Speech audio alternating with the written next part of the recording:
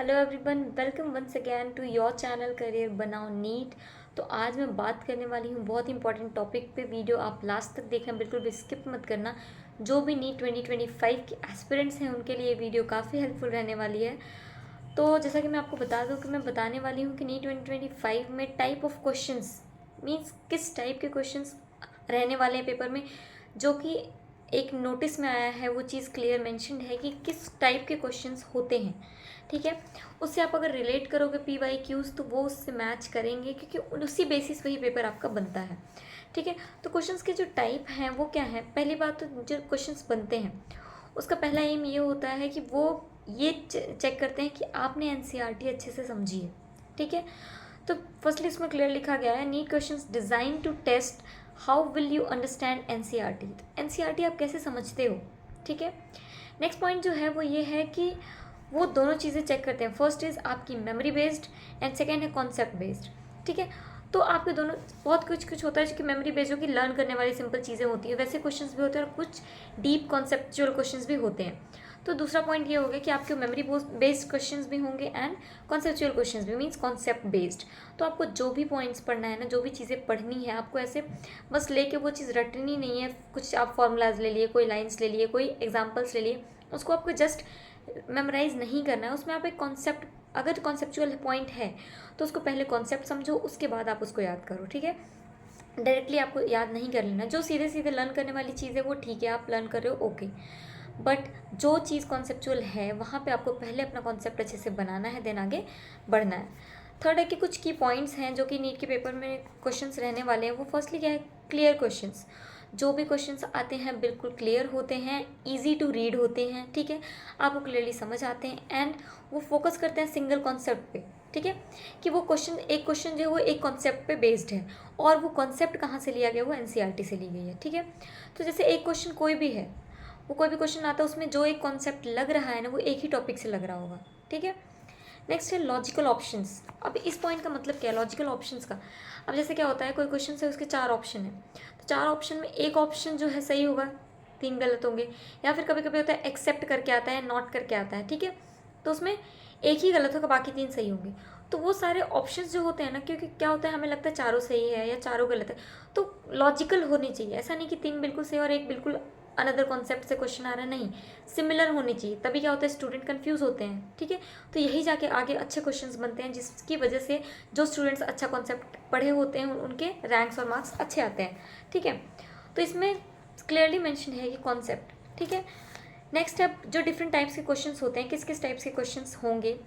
तो assertion reason के question होते हैं, जैसा कि आप लोग को पता है। असर्शन रीजन में 2 सेंटेंसेस होते हैं, एक स्टेटमेंट दिया होता है, नेक्स्ट उसके नीचे उसका रीज़न दिया होता है। वो जो भी फर्स्ट सेंटेंस है वो सही है गलत है, उसका रीज़न क्या है, वो रीज़न गलत दिया है सही दिया है, तो उसके अकॉर्डिंग आपको ऑप्शन चूज़ करना होता है।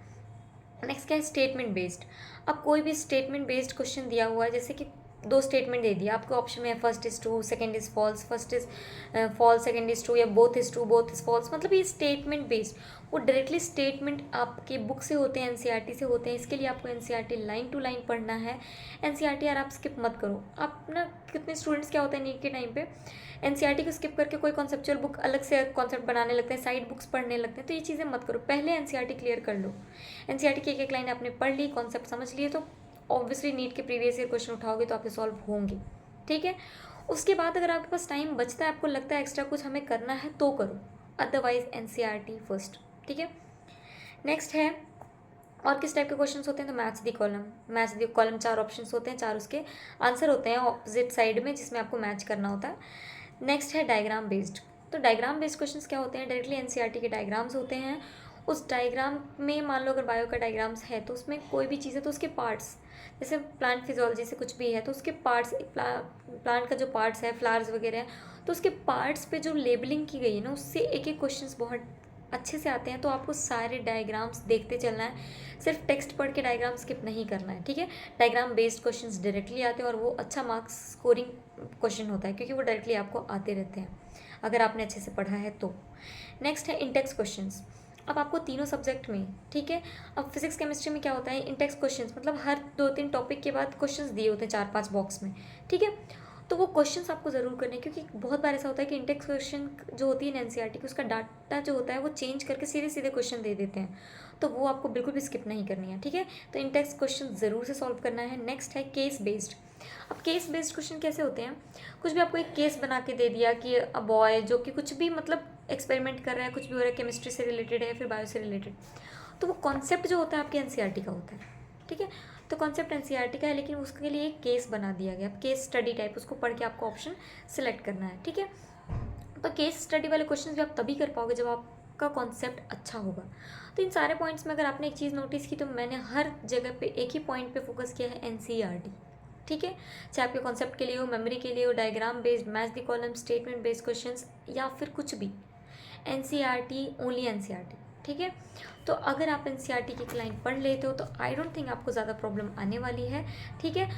तो अब आपको सबसे पहले फोकस किस पे करना है, एनसीईआरटी पे, ठीक है। अगर नीट 2025 के एस्पिरेंट हो आप, तो आपको ये सारी चीज़ें ध्यान रखनी होगी। आई होप ये वीडियो आपके लिए हेल्पफुल रहा होगा। नेक्स्ट ऐसी वीडियोज़ के लिए आप हमारे चैनल पर बने रहिए, और अगर सब्सक्राइब नहीं किया है तो अभी तक सब्सक्राइब कर दीजिए, टेलीग्राम चैनल भी ज्वाइन कर लीजिए, जिससे आपके कोई भी वीडियोज़ मिस नहीं होंगे।